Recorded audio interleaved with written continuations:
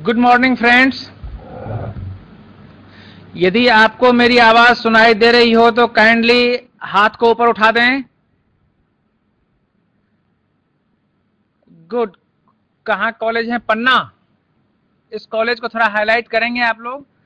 कहाँ कॉलेज है ये? एमपीसी पन्ना है, वो ऊपर पन्ना ही है। और कहाँ कहाँ सुनाई दे रही है? और जगह के स्टूडेंट्स भी हाथ उठाएं।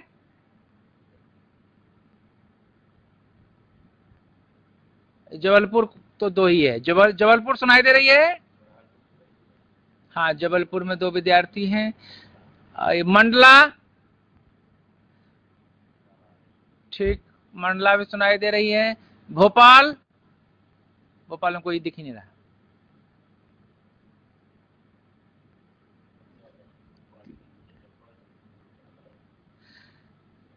ये उसके स्क्रीन पर दिखाई दे रहा होगा। Okay friends, let us begin. शुरुआत करते हैं। जैसा कि आप स्क्रीन पर देख रहे हैं, मेरा परिचय, यही संक्षिप्त परिचय काफी है। मैं पहले भी आप लोगों को कई बार इस क्लास में कुछ जानकारी दे चुका हूं।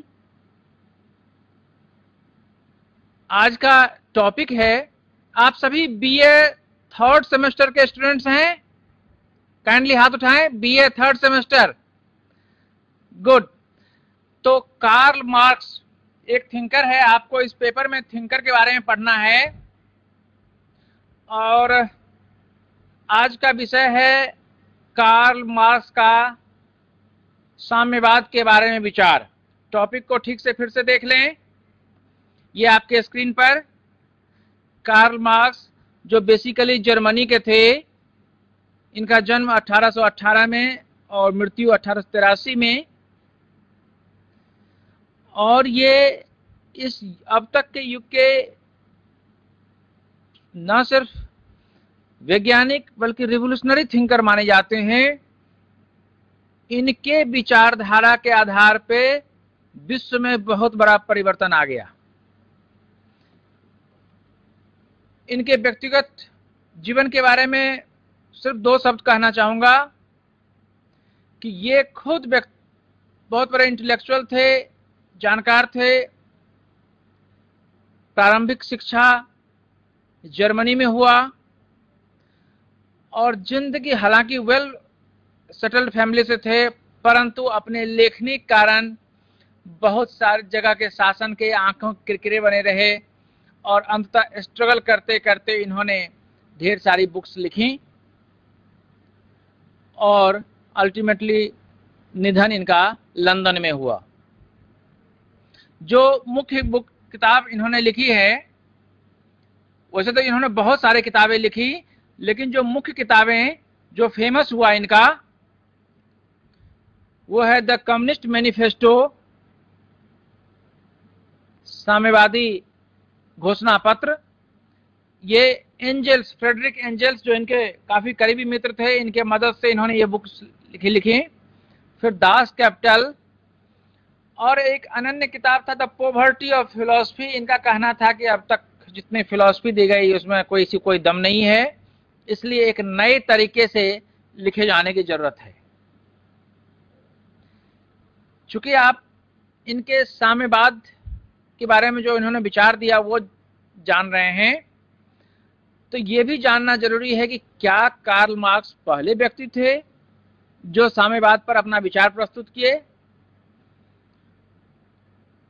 तो सामान्य रूप से आप कह सकते हैं नहीं।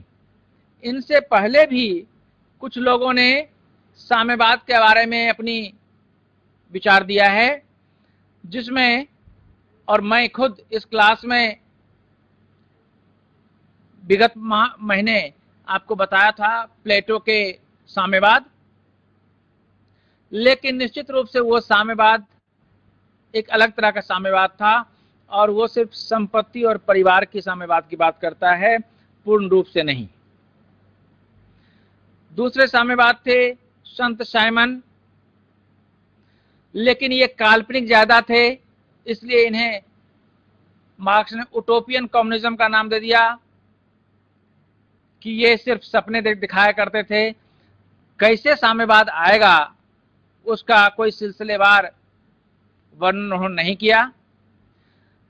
और एक तीसरे नाम में आते हैं प्रोधा। हालांकि प्रोधा को यदि आप पढ़े होंगे तो बेसिकली ये अराजकतावाद थे।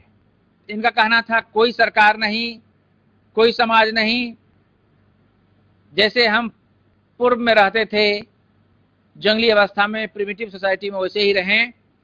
सबको मालूम है उन्हें क्या करना है, उनके लिए क्या अच्छा है, इसलिए न कोई सरकार हो, न शासन हो, न समाज हो, कुछ नहीं।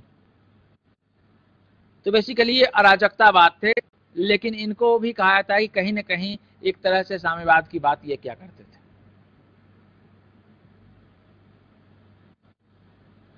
वर्तमान में यदि हम देखें तो मुख्य रूप से दो ही विचारधारा उभरकर सामने आती है। एक है पूंजीवाद, कैपिटलिज्म, और दूसरा है साम्यवाद, कम्युनिज्म।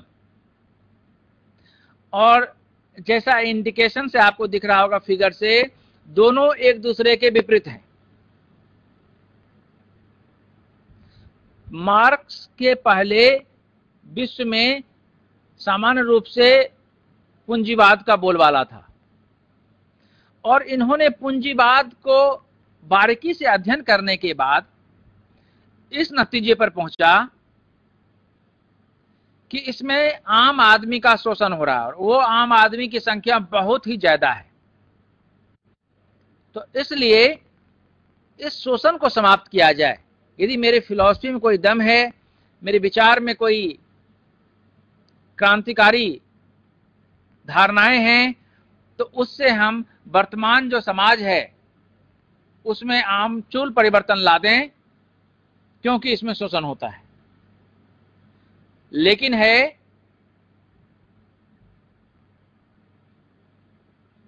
जो ये शोषण हो रहा है बहुतायत संख्या में, तो हम साम्यवाद लाना चाह रहे हैं। लेकिन साम्यवाद आएगा कैसे? मार्क्स का विचार था कि जो पूंजीवाद में जो शोषण चल रहा है बहुसंख्यक का, उसको हम बदल दें। इसलिए उन्होंने मुख्य रूप से कम्युनिस्ट मैनिफेस्टो और दास कैपिटल लिखा। लेकिन है कि साम्यवाद आएगा कैसे? तो इन्होंने कहा साम्यवाद आएगा रिवॉल्यूशन के द्वारा, क्रांति के द्वारा, और कोई रास्ता नहीं है। समझा बुझा के, बैठक करके, आपसी तालमेल से कभी भी क्रांतिकारी परिवर्तन अर्थात साम्यवाद नहीं आ सकता है। कुछ सुधार बैठ करके, कुछ सुधार तो हो सकता है, जिसको उसने कहा कि फॉल्स कॉन्शसनेस, लोगों को सिर्फ लगेगा कि सुधार हुआ, वस्तुतः वो भी सुधार नहीं होगा। यदि हमें साम्यवाद लाना है सही मायने में, यदि हमें शोषण समाप्त करना है, तो हमें साम्यवाद ही लाना होगा। और वो साम्यवाद और किसी तरीके से नहीं, बल्कि क्रांति के द्वारा ही संभव है। यदि क्रांति के द्वारा ही संभव है, तो फिर क्रांति कैसे संभव होगा? क्रांति कैसे होगी?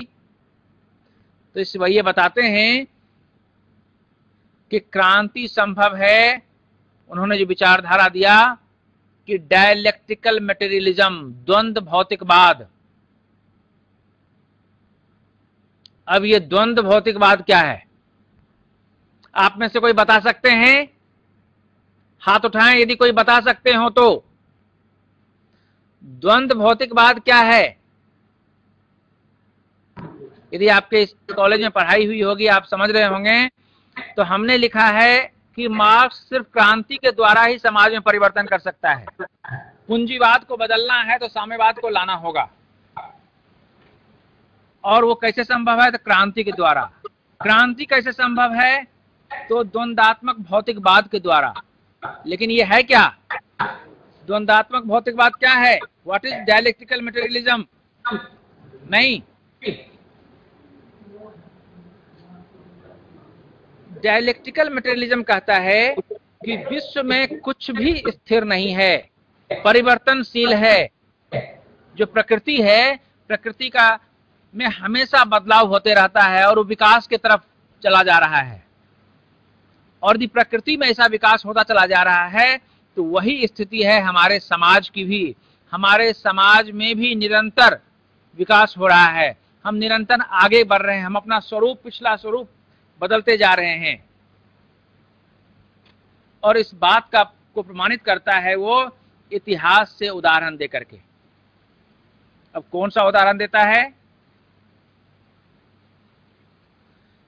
तो वो कहता है कि अब तक का जो इतिहास है उसे हम मुख्य रूप से 5 भाग में बांट सकते हैं।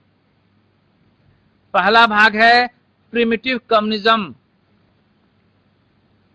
आदिम साम्यवाद, यानी जब मानव सिर्फ स्ट्रक्चर से मानव थे, अन्यथा उनकी जिंदगी जंगली जानवर की तरह हुआ करता था, जंगल में रहा करते थे। जैसे जंगली जानवर होते हैं, शिकार किए, खाए, बैठ गए, कोई उनका जगह नहीं, जमीन नहीं, कोई स्थायी निवास नहीं, कोई भाई भतीजा बात नहीं, कोई रिश्तेदारी नहीं। तो मानव भी प्रारंभ में ऐसे ही थे। और चूंकि सब समान रूप से थे, कोई वर्ग नहीं था, कोई ऊंच नीच नहीं था, कोई जात नहीं था, कोई धर्म नहीं था, तो सही मायने में ये साम्यवाद था। लेकिन ये आदिम युग साम्यवाद था, क्योंकि मानव बहुत ज्यादा विकसित नहीं थे, इसलिए उन्होंने नाम दिया था आदिम साम्यवाद। परंतु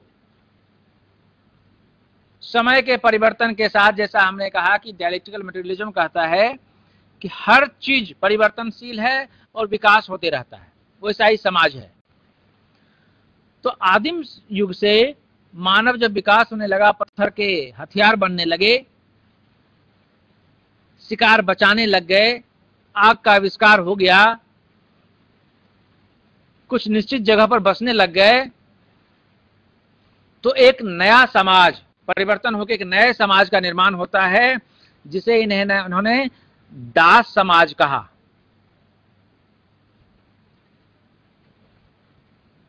दास समाज क्या है वो हम अभी फिर बताते हैं आपको, लेकिन वो दास समाज में परिवर्तित हो गया। दास समाज के बाद खेती किसानी बढ़ने लग गए, दासता से वो लोग मुक्त होने लग गए, अलग रहने लग गए। जो अभी तक बंधुआ मजदूर की तरह मालिक के साथ चपेट में रहते थे, ये दासत्व, वो आगे बढ़ने लगे। अब ये फ्यूडलिज्म, सामंतवाद हो गए, खेती किसानी हो गई, एक निश्चित जगह में बस गए। समय के साथ साथ इसमें भी परिवर्तन आ गया, खेती किसानी से आगे उठ गए वो, और वो समय कहलाया पूंजीवाद, कैपिटलिज्म, जिसमें बड़े बड़े उद्योग हो गए, कारखाने लग गए। अब खेती पे कम और उद्योग धंधे में ज्यादा लोग शामिल हो गए। लेकिन मार्क्स कहना है कि वर्ग बनते चला गया, वर्ग रहा। जैसे ही आदिम साम्यवाद समाप्त हुआ, वर्ग का निर्माण हो गया, चाहे स्लेव सोसाइटी हो या सामंतवादी समाज युग हो या पूंजीवादी युग हो। इस चार के इतिहास के इस चार चक्र के आधार पर उन्होंने घोषणा किया कि चूंकि विकास की प्रक्रिया निरंतर है, हम और आगे जाएंगे और एक समय ऐसा आएगा जब हम क्रांति के द्वारा साम्यवाद स्थापित कर देंगे समाज में। और वो साम्यवाद दिखने में तो आदिम साम्यवाद की तरह होगा, न कोई राज्य होगा, न कोई वर्ग होगा, न कोई शोषण होगा, परंतु ये साम्यवाद विकसित साम्यवाद होगा, जंगली जानवर की तरह नहीं होगा, सभ्य समाज होगा, और वहां हम साम्यवाद के रूप में अपने जीवन व्यतीत कर रहे हैं। तो इन्होंने ये 5 बेसिकली मोड ऑफ प्रोडक्शन, उत्पादन के तरीके के आधार पर मार्क्स ने इतिहास को 5 वर्गों में बांटा है। इनका एक फेमस सेंटेंस है, it is mode of production which decide social relation, यानी उत्पादन के जो तरीके होते हैं वही तय करता है कि समाज में मेरा कैसा संबंध है। अब हम देखें जो स्लेव सोसाइटी है, दास समाज है, उसमें कौन सा वर्ग आता है। एक वर्ग का नाम है मास्टर और दूसरे का नाम है सर्फडम, दासत्व, यानी एक मालिक है और दूसरा गुलाम है। जैसे ही हम प्रिमिटिव से आगे निकल गए, आदिम साम्यवाद से, समाज 2 वर्ग में बट गया और जैसे ही 2 वर्ग में बटा, दोनों का हित अलग अलग हो गया। एक मालिक कहलाया जो संख्या में कम थे, एक दास कहलाया जो संख्या में बहुत ज्यादा थे, और इन बहुत ज्यादा लोग दास का शोषण किया जाने लगा। किसके द्वारा? मास्टर के द्वारा। नेक्स्ट जो युग आया सामंतवाद का, उस सामंतवाद में एक वर्ग जो पहले मालिक था, इस युग में लैंड लॉर्ड्स कहलाने लगा, जमींदार कहलाने लग गए। और जो वहां गुलाम थे वो इस बार कहलाने लग गए किसान, फार्मर, उत्पादन करने वाला, खेती करने वाला। नेक्स्ट युग जो पूंजीवादी युग है, इसमें देखिए 2 वर्ग कैसे बना है। पहला वर्ग है उद्योगपति, पूंजीपति, जिसके पास पैसा है, धन है, दौलत है, सारे कारखाने के ये मालिक हैं। और दूसरा है मजदूर, जो इसमें काम करते हैं। ये जो आप 3 युग देखे, मार्क्स ने जो 5 में विभाजित किया है, उस 5 में पहला और आखिरी तो साम्यवाद है। पहला है आदिम साम्यवाद और दूसरा है सभ्य साम्यवाद। बीच के जो 3 स्थिति है, स्लेव सोसाइटी, फ्यूडलिज्म और कैपिटलिज्म, आपने देखा तीनों में कैसे समाज 2 वर्गों में बटा हुआ है, मास्टर और सर्फडम, मास्टर और गुलाम, दूसरा जमींदार और किसान, और तीसरा उद्योगपति और मजदूर।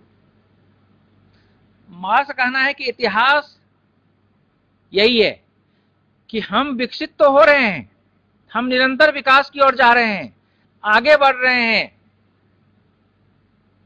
लेकिन समाज 2 वर्गों में बटा हुआ है। जो कई लेखक इनसे पहले कई फिलोसफर हुए, वो बोले समाज कई भागों में बटा हुआ है, जाति, धर्म।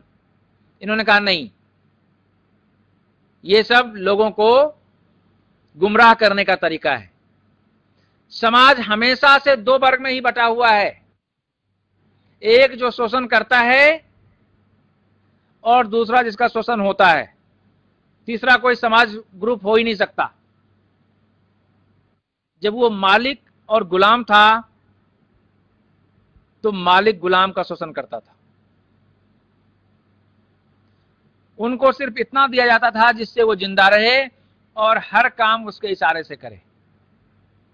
समाज आगे बढ़ा, खेती हुई, उन्हें वो गुलामी से आजाद कर दिए, लेकिन किसान के पास अपना कोई जमीन नहीं था।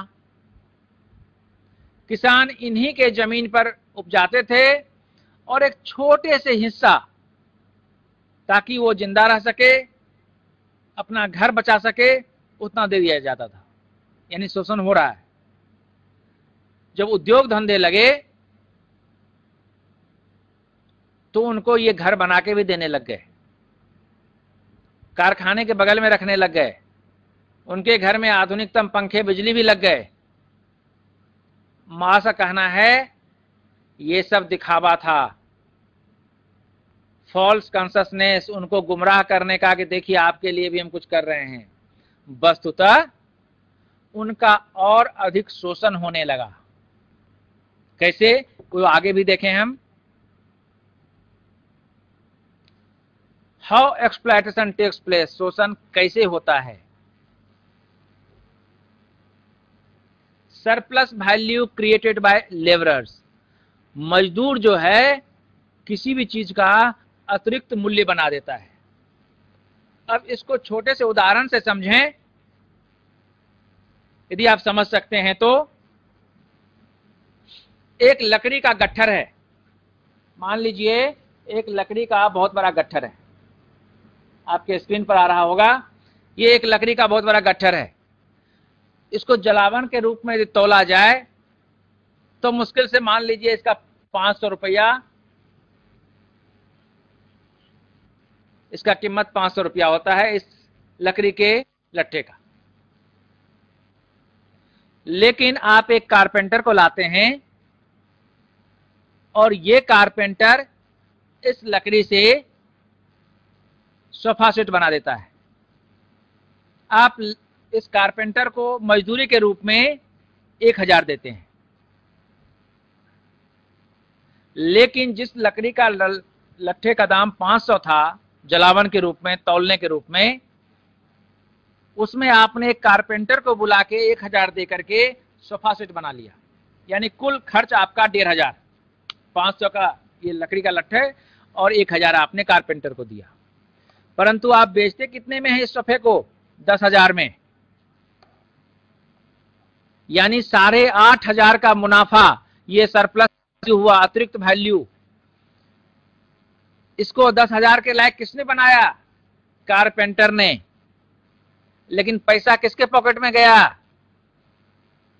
उस पूंजीपति के पॉकेट में जिसके पास पहले से ही पैसा था और उसने पैसे के बल पर एक कारपेंटर को मजदूरी पर रखा था। तो मार्क्स कहता है कि यही तो शोषण हो रहा है। एक छोटे से चीज का कीमत कोई बढ़ाता है, लेकिन पैसा किसी और के पॉकेट में जाता है। तो यही शोषण का तरीका है। मजदूर को उतना ही दिया गया जिससे वह अपना गुजर बसर कर सके, और शेष पैसा पूंजीपति के पॉकेट में।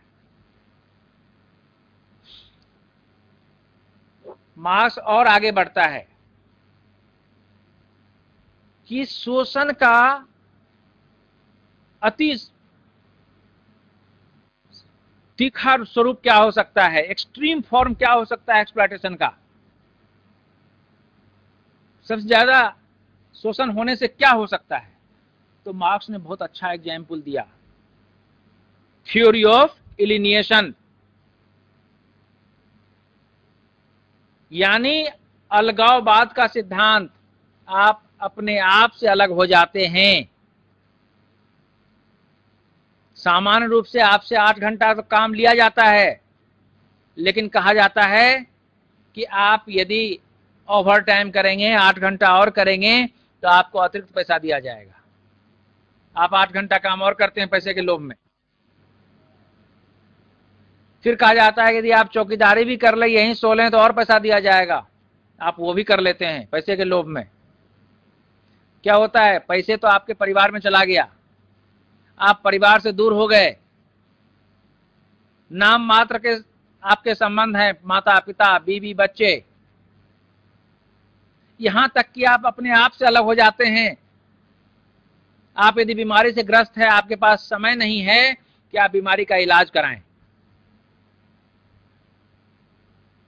विद्यार्थियों, आप आज भी सुनते होंगे कहीं के मुंह से कि तबीयत तो खराब है, डॉक्टर के पास इसलिए नहीं गए कि समय नहीं मिला, या वो साहब ने छुट्टी नहीं दी। ये क्या है? यही है अलगाववाद, कि आपका शोषण इस कदर होने लग गया है कि आप अपने लिए भी समय नहीं निकाल पा रहे हैं, या आपको अपने लिए भी समय नहीं दिया जा रहा है। तो इस तरह आप देखें अभी तक कि एक्सप्लॉयटेशन और एक्सप्लॉयटेशन के एक्सट्रीम फॉर्म क्या है। और उससे पहले जो आपने देखा स्लेव सोसाइटी, फ्यूडलिज्म और कैपिटलिज्म में 2 वर्गों में बटा हुआ है। ये दोनों वर्गों का हित एक दूसरे के विपरीत है, इसलिए दोनों के बीच आपस में तालमेल का कोई गुंजाइश ही नहीं है। तो निश्चित रूप से जब कोई 2 वर्ग हो, तालमेल का कोई गुंजाइश नहीं हो, तो अल्टीमेटली क्या होगा? संघर्ष।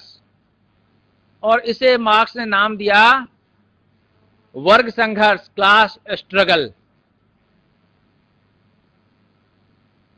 क्लास स्ट्रगल के बाद हम इससे पहले की और आगे बढ़े, यदि अब तक यदि आप में से किसी को कोई प्रश्न करना हो, कुछ भी जो अब तक बताए हैं, तो आप पूछ सकते हैं, फिर हम आगे बढ़ेंगे।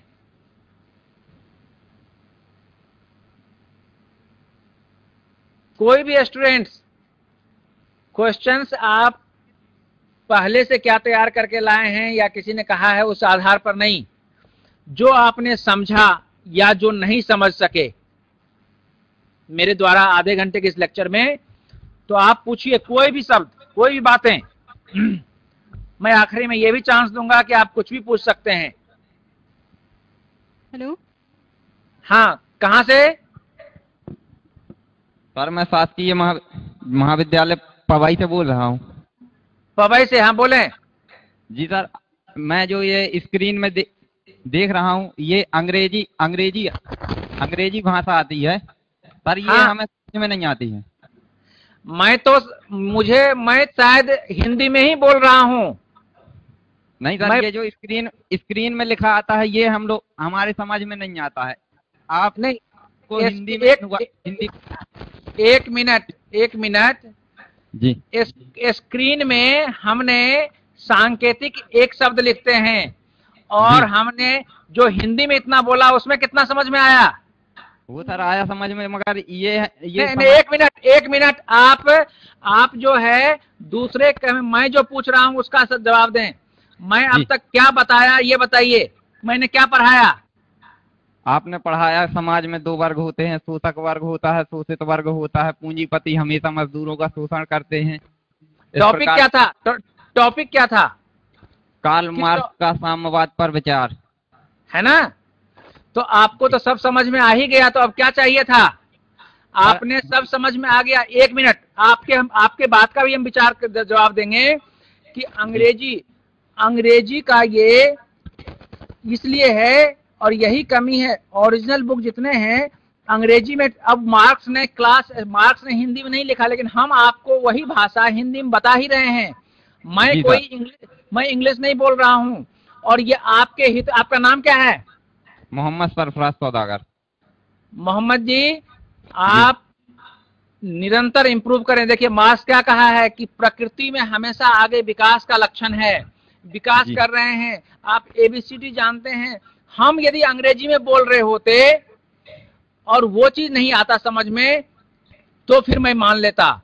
मैं सिर्फ ये सांकेतिक, ये कोई भी सेंटेंस अपने आप में पूरा भी नहीं है, ये सिर्फ सांकेतिक है। यदि इसमें कोई भी चीज आप डेली यूज में इसका अपोजिट आप बराबर कहते हैं कि अरे तुम्हारा घर कहाँ है, तो आप बोलते होंगे रोड के अपोजिट साइड में है।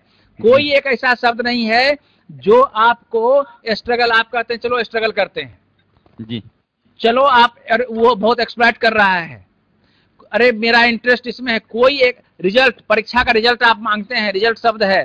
कोई एक ऐसा शब्द बताएं जो आप डेली यूज में नहीं करते हैं। मैंने कोई भारी भरकम डिक्शनरी खोल के शब्द नहीं निकाला, और थोड़ी बहुत आप ये सब शब्द नहीं जानेंगे मोहम्मद जी, तो आगे की आपकी चीज रुक जाएगी। कहने की आलोचना करना बहुत आसान है। कोई ने कह दिया कि कुछ भी सकारात्मक खोजिए चीजों में, और यदि आप कहते हैं मान लीजिए हम हिंदी में ही ला दें, हिंदी की सारी किताबें हैं हिंदी में ला दें, तो क्या उससे और इसमें कोई गति में अंतर आता है?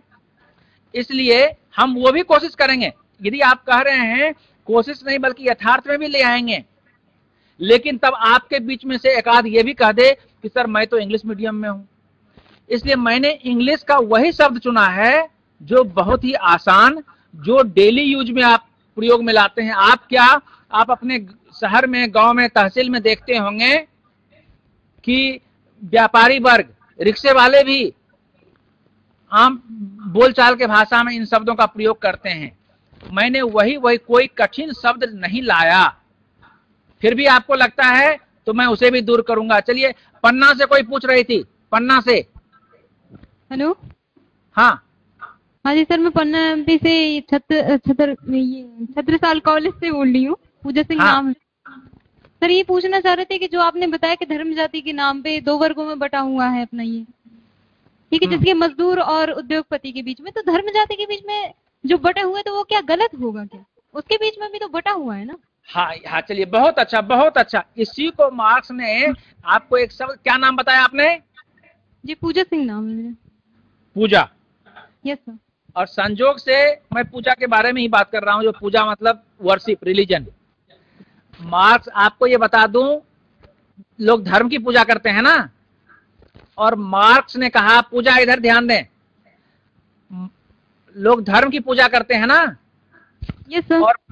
और मार्क्स ने कहा है कि धर्म जो है वो हफीम है, ओपियम है। अपनी किताब में उसने कहा कि धर्म जो है एक हफीम है। क्यों है? कि धर्म के आड़ में आप नशे से चूर रहते हैं, आपको खाने की दिक्कत है, आपको मेडिकल की जरूरत है, उसके लिए पैसा नहीं है, लेकिन धर्म के नाम पर आप आगे बगाहे बहुत सारे चंदा दे देते हैं। तो मार्क्स ने अपनी भाषा में जब साम्यवाद की व्याख्या कर रहा था तो कहा कि ये तो बनावटी है। वही उद्योगपति जो है वो आपको धर्म का आड़ ले लेता है। जब आप उत्तेजित होते हैं, आपका शोषण हो रहा होता है, आप आगे आते हैं तो आपको कह दिया जाता है, अरे धर्म के नाम पर आज ये त्योहार है, आज वो त्योहार है, किसी भी त्योहार के नाम पर आज ऐसा नहीं बोलते, आज तुम उपवास में हो, आज ऐसा नहीं बोलते, आपको रोक दिया जाता है। इसलिए मार्क्स ने कहा कि ये धर्म किसने किया? कोई यदि हम दें, कोई भगवान हो, खुदा हो, यीशु हो या पैगंबर हो, उसने धर्म ने, उसने तो मानव जाति बनाया। ये सोमवार मंगलवार किसने बनाया? हमने बनाया अपने सहूलियत के लिए। जनवरी फरवरी किसने बनाया? हमने बनाया सहूलियत के लिए। तो हम सहूलियत के लिए काम करें ना। जो धर्म और जाति हमारे समाज में आड़े आ जाए, आपस में आपको अलग कर दे, वो कौन सा धर्म, कौन सी जाति? इसलिए मार्क्स ने धर्म को कहा कि हफीम है। जैसे नशे में लोग चूर होता है, आप भी देखते होंगे जिस गांव में, समाज में आप रह रहे हैं, जो नशे में है उसको कोई होश नहीं रहता कि क्या बोल रहा है, क्या कर रहा है। तो मार्क्स कहता है कि वही धर्म और कुछ नहीं, कुछ लोगों के द्वारा हफीम के रूप में प्रयोग किया जाता है। सिर्फ समाज में हम देखें कि मेरा शोषण तो नहीं हो रहा, हम गरीब क्यों हैं, हम पढ़ लिख लिए, हमको नौकरी क्यों नहीं मिलेगी, हम क्यों नहीं कमाएंगे, हमें यह अधिकार क्यों नहीं मिलता है। धीरे धीरे देख रहे हैं, अब सरकार आपको शिक्षा का अधिकार दे दिया है। आने वाले समय में आप इतने आंदोलनरत हो कि आपको नौकरी का भी अधिकार दे दे। इसलिए मार्क्स का जो कहना है कि ये जाति हम बनाए हैं तो सहूलियत के लिए ना। आप घर में जो कुछ करते हैं सहूलियत के लिए करते हैं, सुविधा के लिए करते हैं ना। खाना बनाते हैं भोजन करने के लिए, पेट भर जाए तो शांति मिले ना। Yes sir. तो यही मार्क्स का है कि हम जाति और धर्म मानव ने बनाया तो उससे हमको फायदा नहीं हो रहा है, उससे हमारी आपसी वैमनस्यता, दुश्मनी बढ़ रही है। इसलिए उसने कहा कि देखा जाए तो 2 ही वर्ग होता है, एक जो शोषण करता है और एक जो शोषित होता है। यदि किसी दिन हम आपको बेंथम पढ़ाएंगे तो ध्यान दीजिएगा यहाँ कि बेंथम ने कहा है कि विश्व में 2 ही चीज है और तीसरा कुछ है ही नहीं। आप बता सकते हैं क्या बोला उन्होंने? कौन सा 2 चीज है? No sir. कोई भी बता सकते हैं? बेंथम ने कहा कि दुनिया में 2 ही चीज है, एक सुख एक दुख। हर कोई सुख के लिए काम करता है और दुख त्यागना चाहता है, यही है ना? Yes sir. कोई तीसरा चीज तो नहीं है। लेकिन यदि कई लोग कह देंगे तीसरा भी है, कुछ को सुबह में सुख होता है, रात में दुख होता है, दोपहर में कष्ट होता है, फिर शाम में सुख होता है, तो ये सब सिर्फ बहकावे की बात है। रियलिटी है कि सही में सुख और दुख 2 ही चीज है। यहाँ भी 2 ही वर्ग है, जो आपका शोषण करता है और जो आप शोषित होते हैं। यदि शोषण करना छोड़ दे तो कोई शोषित नहीं होगा, और जब कोई शोषित नहीं होगा तो सब कोई बराबर होगा, और जब सब बराबर होगा तो सिर्फ एक धर्म होगा और वो होगा मानव धर्म। ठीक है, और कोई क्वेश्चन या फिर आगे बढ़ूं? Thank you so much sir. Okay, अब देखिए मार्क्स कहता है कि ये आंदोलन का तरीका हम बता रहे थे, जब वो आंदोलनरत कैसे होगा, कैसे आगे बढ़ेंगे। तो वो कहते हैं कि जो शोषित वर्ग है ये दो प्रकार के उन चिन्हित किए हैं कि शोषित वर्ग में भी दो प्रकार है। क्या है दो प्रकार? वो कहता है क्लास इन इटसेल्फ और क्लास फॉर इटसेल्फ। मोहम्मद जी ध्यान दीजिएगा, पवे से अंग्रेजी में है, लेकिन मैं ये इसलिए बोल रहा हूं कि ये अब टेक्निकल शब्द है कि मार्क्स ये कहता है कि अपने आप में तो एक वर्ग हैं आप। जैसे आप क्लास में बैठे हैं बीए थर्ड सेमेस्टर, अपने आप में एक क्लास है, लेकिन आप लोगों को किताब नहीं मिल रही, मान लीजिए लाइब्रेरी से, आप लोगों की क्लास नहीं लग रही है, आप लोग क्लास में गंदगी है या और कोई कष्ट है, दिक्कत है, कितने बार आप लोग एकजुट होके जाके डिमांड करते हैं, सब कहते रहने दो, ठीक है, क्या फर्क पड़ता है। तो मार्क्स यही कहता है जो शोषित वर्ग है, जो संख्या में बहुत ज्यादा हैं, वो ये महसूस तो करता है कि मेरा एक्सप्लॉयटेशन हो रहा है, लेकिन बस महसूस करके रह जाता है, और उसी को उसने नाम दिया क्लास इन इटसेल्फ। अपने आप में एक वर्ग है, लेकिन अपने लिए एक वर्ग नहीं होता। आप ध्यान दीजिएगा, अपने आप में आप क्लास थर्ड सेमेस्टर हैं, लेकिन अपने लिए नहीं। अपने लिए का मतलब यदि हैं और क्लासेस नहीं लग रही, गंदगी है, कोई कष्ट है, तो उसके लिए आवाज उठाएं एकजुट होके, ताकि आपको फायदा मिले। तो कार्ल मार्क्स यही कहता है कि वो जो मुट्ठी भर लोग हैं जो शोषण करते हैं, वो बहुत संख्या में कम है, और जिनका शोषण होता है बहुत ज्यादा हैं, लेकिन वो सिर्फ कहने को शोषित वर्ग है। जिस दिन ये यूनाइट हो जाएंगे, एकजुट हो जाएंगे, ये अपने आप में एक वर्ग कहलाएंगे, अपने लिए एक वर्ग कहलाएंगे, और फिर ये फाइनली ऑर्गेनाइज हो जाएंगे, एकजुट होके संघर्ष करेंगे और विक्टोरियस हो जाएंगे, विनर हो जाएंगे, जीत जाएंगे। और जो मुट्ठी भर लोग हैं जो शोषण करने वाले हैं, उनको परास्त कर दिया जाएगा। यानी मार्क्स यहां तक संघर्ष की बात करता है। वो कहता है क्रांति ये वायलेंट भी होगा, हिंसा भी होगी,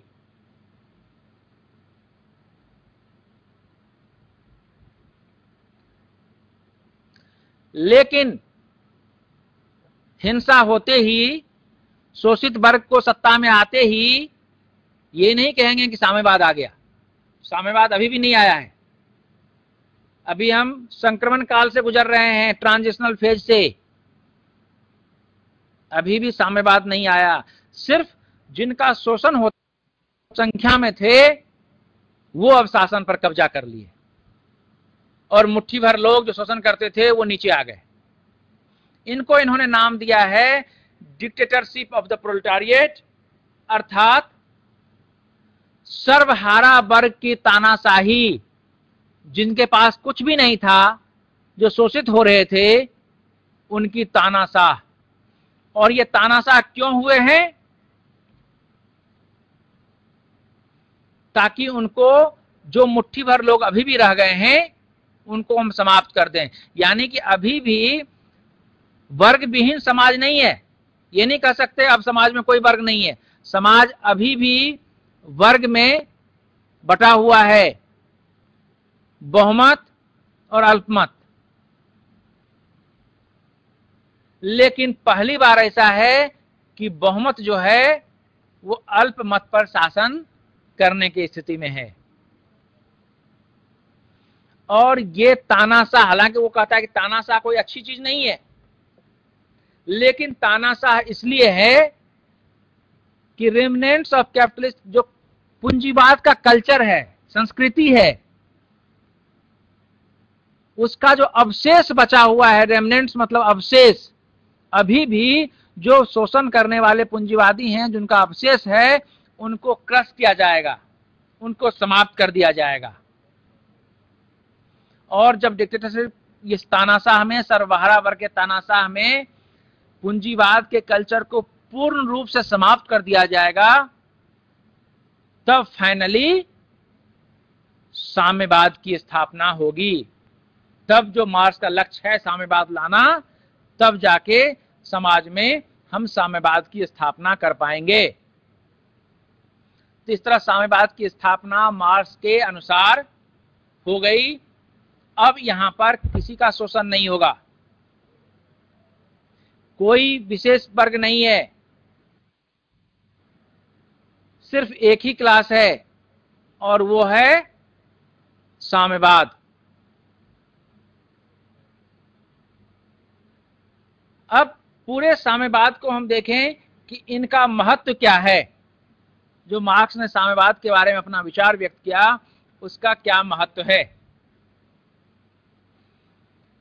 इनके इस विचारधारा के आधार पे कहीं न कहीं उस समय के रूस, बाद में सोवियत यूनियन, फिर यूएसएसआर और आजकल फिर से विखंडित हो गया है, जहां लेनिन ने 1917 में क्रांति ले आया, इनके विचारधारा के आधार पर ही, जिसको बोल्शेविक क्रांति नाम दिया गया था। मजदूरों को इकट्ठा करके उसने रसिया में 1917 में क्रांति ले आया। 1949 में माओ तसे तुंग ने चीन में क्रांति ले आया।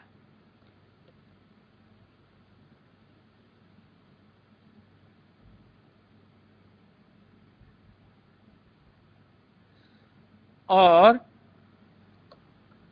मार्क्स का कहना है कि अब सही मायने में बहुमत के हाथ में सत्ता आ गया। ये इसका महत्व है। और इस पूरे साम्यवाद में जो सबसे ज्यादा जोर डालता है वो डालता है वर्ग विहीन और राज्य विहीन समाज पे। क्योंकि इनका कहना है जब राज्य क्यों है वहां, इसलिए कि एक वर्ग दूसरे वर्ग का शोषण करता है, तो जो आपसी संघर्ष होगा, हिंसा होगा, उसे रोकने के लिए राज्य है। तो जब अब शोषण ही नहीं हो रहा है, जब कोई दो वर्ग है ही नहीं, तो राज्य भी नहीं होगा। अर्थात कहने का मतलब कि अब वर्ग विहीन और राज्य विहीन समाज की स्थापना होगी।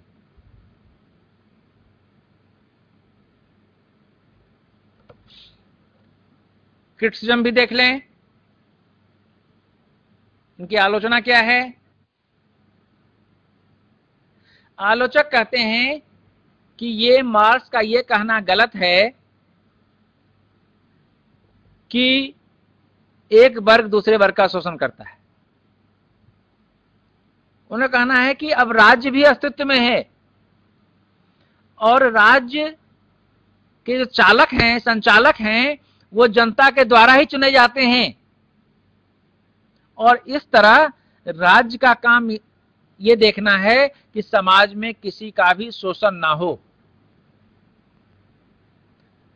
जहां कहीं भी शोषण हो रहा है, जिस किसी को भी कष्ट हो रहा है, उसके देखभाल के लिए वहां राज्य है। इसलिए समाज में कोई एक वर्ग दूसरे वर्ग का हमेशा शोषण करता है, ऐसी बात नहीं है। साथ ही साथ राज्य बहुत सारे लोक कल्याणकारी काम भी करते हैं।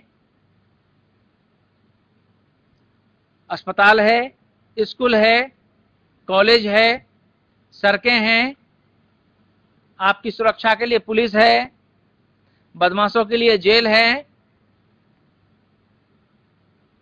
आपको छात्रवृत्ति दी जाती है, गरीबों को सहायता दी जाती है। ये सब काम लोक कल्याणकारी काम है। जो काम राज्य कर रहा है। इसलिए ये कहना कि सिर्फ शोषण होता है एक वर्ग का दूसरे वर्ग के द्वारा, ये सही नहीं है।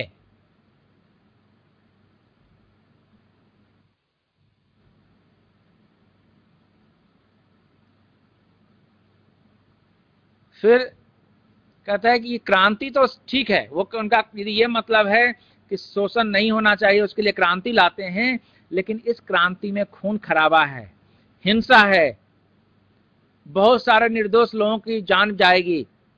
इसलिए बदलाव का ये तरीका सही नहीं है जो कार्ल मार्क्स ने अपनाया है।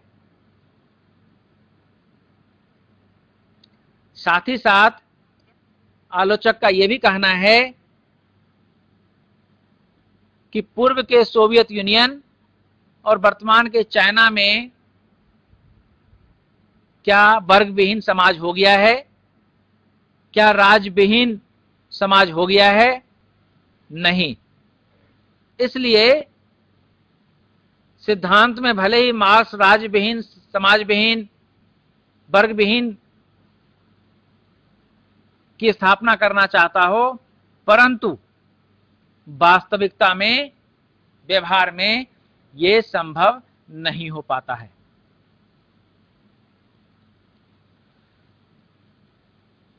और एक वर्ग ऐसा भी है आलोचक जो इलिटिव थ्योरी देता है, अभिजन सिद्धांत।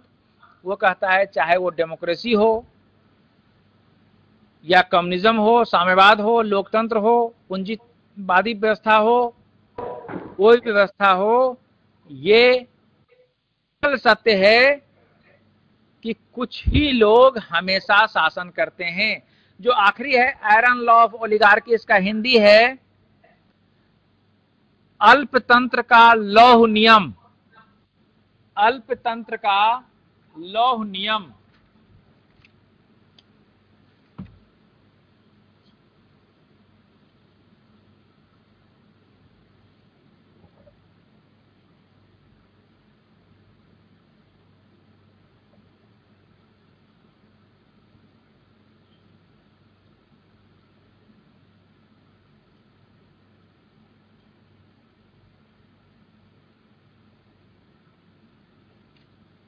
यह है अल्पतंत्र का लौह नियम, लोहा, कि ये अटल सत्य है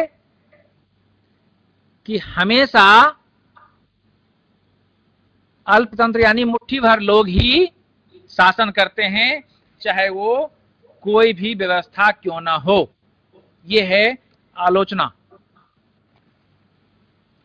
फलतः क्या हुआ, उनका महत्व भी है, उनकी आलोचना भी है।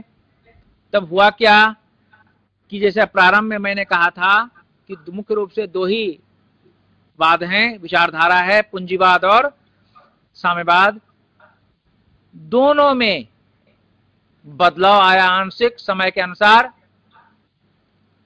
शोषण में भी कमी आई है और राज्य के द्वारा ढेर सारे लोक कल्याणकारी भी काम किए जा रहे हैं, शोषितों के लिए भी कदम उठाए जा रहे हैं। अब आपको फिर से मैं दे रहा हूं क्वेश्चन पूछने का मौका। यदि आप नहीं पूछेंगे तो मैं क्वेश्चन भी लाया हूं, मैं पूछूंगा क्वेश्चन आपसे। इसलिए आप तैयार रहें कि इससे पहले कि मैं पूछूं आपसे, आप कुछ पूछ लीजिए। समय है 7-8 मिनट समय है। हाँ बोलें, नाम बताएं पहले। आवाज नहीं आ रही आपकी।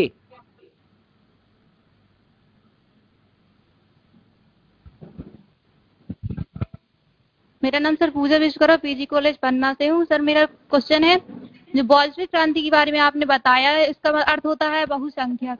इसके बारे में थोड़ी सा और बता दें सर। कौन सी क्रांति? बोल्शेविक? बोल्शेविक क्रांति। बोल्शेविक क्रांति के बारे में क्या बताना है सर? इसके बारे में थोड़े सा डिटेल बता दें सर। इसका अर्थ होता है बहुसंख्यक, है ना सर? हाँ, इसके बारे में थोड़ी सा और डिटेल चाहिए सर। चलिए मैं बोल्शेविक क्रांति, यदि मैं सही समझ रहा हूं आपके प्रश्न को, बोल्शेविक क्रांति जो रूस में 1917 में हुई उसके बारे में जानना चाह रहे हैं? Yes sir. ये लेनिन ने 1917 में रूस में क्रांति लाया। Yes sir. जार नाम का शासक था जो बहुत ही शोषण करता था रूस में, और रूस के लोग तंग हो गए थे, निरंकुशतावाद था उनका, उद्योग धंधे थे लेकिन उनके मजदूरों को सही वेतन नहीं मिलता, उनकी हालत काफी स्थिति क्या कहें बहुत ज्यादा खराब हो गई थी। Yes sir. तो फिर लेनिन जो बहुत बड़े विचारक थे, थिंकर थे, उन्होंने इन सभी मजदूरों को इकट्ठा किया और वहां के शासक के खिलाफ क्रांति लाया और अल्टीमेटली सक्सेस हुआ 1917 में, और तब से वहां पर इन मजदूरों की सरकार बनी, लेनिन फिर स्टालिन, और ये क्रम चलते रहा 1990 तक। 90 के बाद फिर से साम्यवादी वहां समाप्त हो गया, वहां फिर से डेमोक्रेसी आ गया और वो 15 भाग में विभक्त हो गया, जिसका सब उस समय जिस समय ये क्रांति फिर से हुआ दोबारा डेमोक्रेसी के लिए, उस समय वहां के लीडर थे बोरिस येल्त्सिन। और कोई प्रश्न? Thank you sir. Okay. Sir, मैं शासकीय महाविद्यालय पवई से बोल रहा हूँ। हाँ सर, आपने जैसा कि बताया कि दो धाराएं होती हैं, एक हाँ। पूंजीवादी विचारधारा, एक साम्यवादी विचारधारा। हाँ। पर अमेरिका पूंजीवादी विचारधारा का समर्थन क्यों करता है और रूस साम्यवादी विचारधारा का समर्थन क्यों करता है? Good good Mohammad.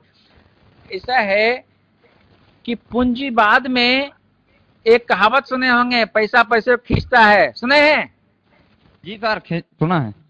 सुना है ना जी। तो यानी जिसके पास पैसा है वो अपना पैसा लगा करके और भी पैसा कमाते चला जाता है जी। और जिसके पास इतना ही पैसा है कि 2 वक्त की रोटी खा सके जी, तो जो कमाया 2 वक्त खाया और फिर दूसरे दिन सुबह निकल गया काम पे, जी।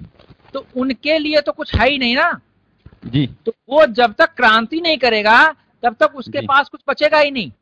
जी सर। और जो पूंजीपति है जिनके पास, आप देखते होंगे आपके यदि गांव में भी या शहर में भी, जिनके पास पैसा है आप देखते होंगे पहले 1 गाड़ी, अब 2 गाड़ी, अब 4 गाड़ी, और आगे ही बढ़ते चले जा रहे हैं।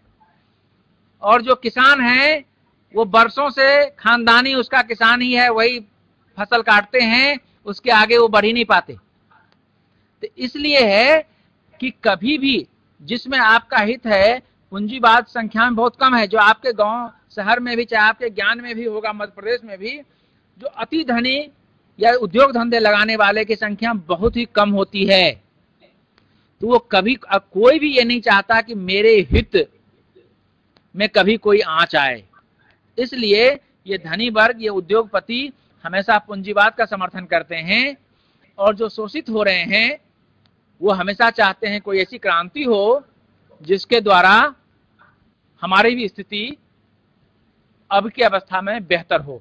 जैसे अभी आपको एक कोटेशन दिखाते हैं, देखिए इस सेंटेंस को यदि आप पहले देखे होंगे, सुने होंगे, इसलिए मैं धीरे धीरे लिख रहा हूं। इसका हिंदी जानते होंगे आप, मैं बताता हूं। अभी देखिए आपके अपने स्क्रीन पे,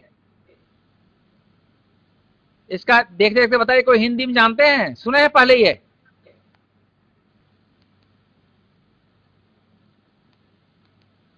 workers of the world unite, you have nothing to lose इन।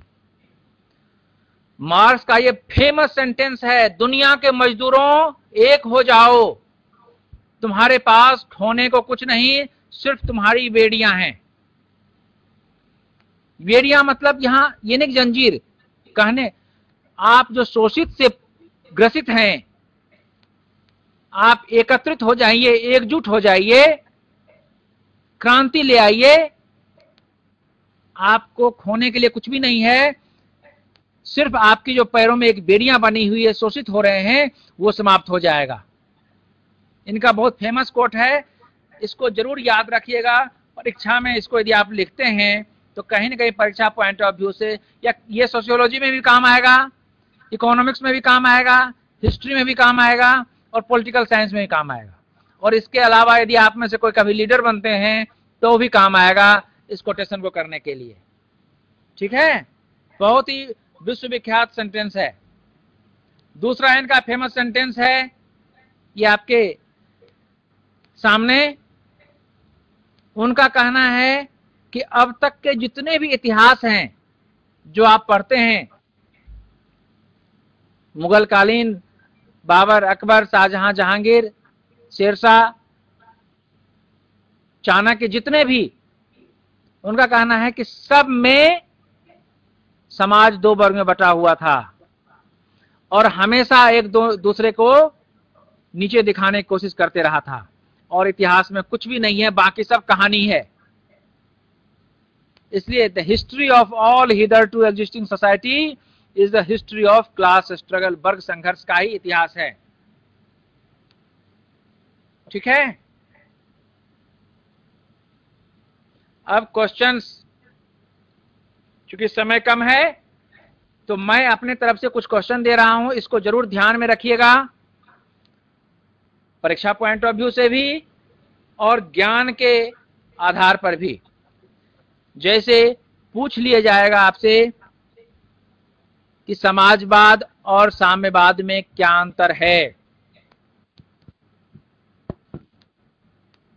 यानी जब आप पूंजीवाद से साम्यवाद की तरफ बढ़ते हैं तो बीच में एक हल्का सा फेज सोशलिज्म का भी आता है, समाजवाद का। दूसरा प्रश्न है कि वर्ग संघर्ष से कैसे समाज में परिवर्तन आएगा।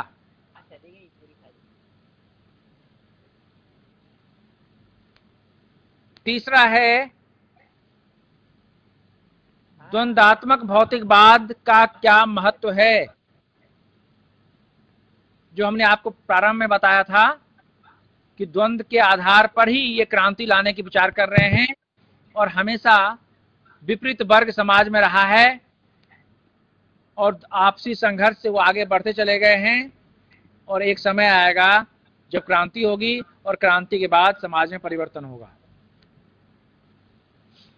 अतिरिक्त मूल्य का सिद्धांत जो हमने बोर्ड पर ही बनाया था, लकड़ी के गट्ठे का उदाहरण दिया था, एक छोटे से लकड़ी के गट्ठे से कैसे कारपेंटर उसके कीमत को बढ़ा देता है, ये अतिरिक्त मूल्य का सिद्धांत है।